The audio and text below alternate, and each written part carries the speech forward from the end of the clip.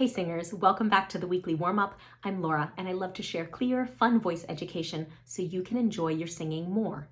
Because I believe that when you know more, you feel more confident. When you're more confident, you have more fun, and fun is what singing is all about.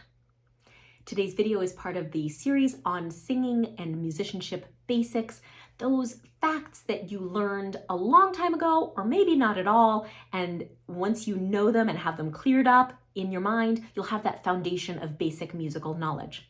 So today we're talking about the 10 basic vowel sounds. And you may already be feeling like, I really must have missed something because I thought there were only 5 vowels. But when it comes to singing, we're not talking about the vowels as they are written, A, E, I, O, U, and sometimes Y, but in fact, the vowel sounds. The sounds of letters are called phonemes, and what we are talking about today is how these vowels sound and the 10 most basic sounds that come up in all of the major singing languages. Now, I'm going to show you today not only what those vowels are, but also the symbols for each in the International Phonetic Alphabet. So the symbol that denotes that phoneme. And the reason why I think it's important to learn a few basic IPA, International Phonetic Alphabet symbols, is because I want you to know that when you see, for example, the letters EE written in English in a word like keep, but you also see a German word, L-I-E-B, leap, you can know that the phonetic symbol for those is the same. It's in fact lowercase I. And over the course of this video, I will be showing you these symbols. I'll probably just insert them as a little picture over here. So that's what you need to know. If you want a primer on how to actually make these sounds in your mouth, I know you know how to say the 5 vowels, but if you want to know how to do them with specific parts of the mouth, the tongue, the jaw, the palate, and how to make them with the most resonance, I've got a very old video covering that, and I will link that below too. So let's begin. Let's start with these 10 vowel sounds. I'll try and give you their English equivalents. So the first one is simple. Ah.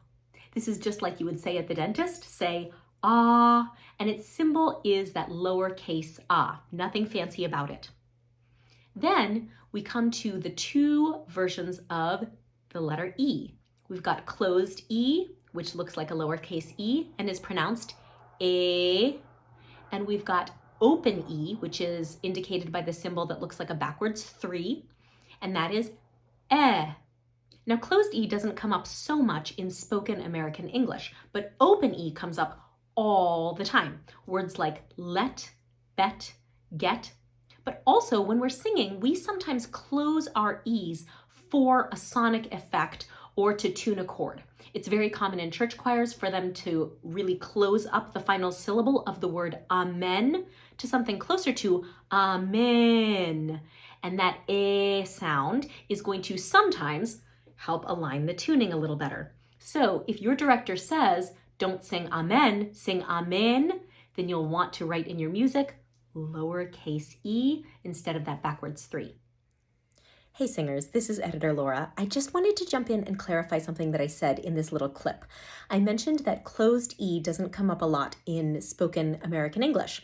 And you might be thinking that you might have heard that sound, that A, in words like say or pay.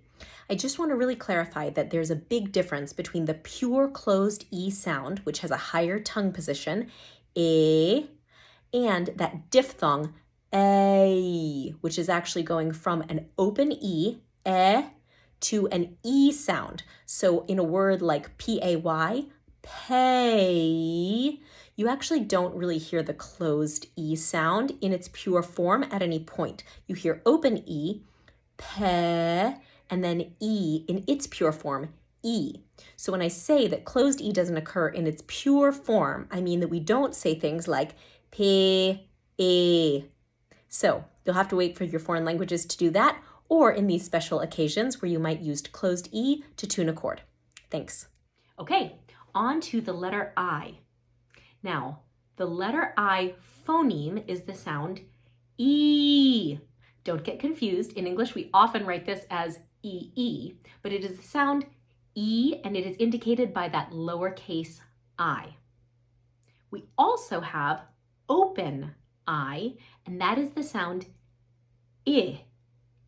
Now, I comes up all the time in English in words like in, pink, thing, but it also comes up constantly in German. So you'll want to have this one on hand.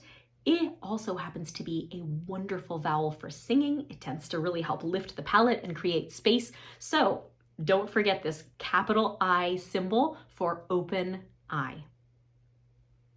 Next we have O, and its two versions. Closed is indicated by a lowercase o, fully closed, and open is open, like a backwards C. So O would be that kind of Midwestern sound, Minnesota, O. Very close to an oo, but a little more rounded, so O. And then open O is aw. So you'll see this a lot in all of the Romance languages, but also oftentimes like in the word cough, aw, often. Those are open O's. Now we have two U's. Closed U actually is quite rare in American English. This is the true ooh. So you might say it when you exclaim, like you look at something beautiful and you say, ooh. But often in American English, we tend to say ew instead. So if your director asks you to really round your ooh sound, you'll want to mark it with this lowercase u, closed U. We also have open U, which looks like a U with little serifs at the top, and that one is one of my favorite vowels, O. This comes up in German a lot, but it's also in English in words like look, book, and took. This is a beautiful vowel for singing, and it gives a nice lift in the palate. So, oh, really wonderful when you're singing, and now you know how to write it and indicate it in your music as well. So if you've been counting, we've now done ah, e and e, that's 3, e and I, o and o, and oo and u. So we've got 9. What is that 10th one? The 10th vowel is schwa. This is the neutral vowel, and it is one that comes up constantly in English.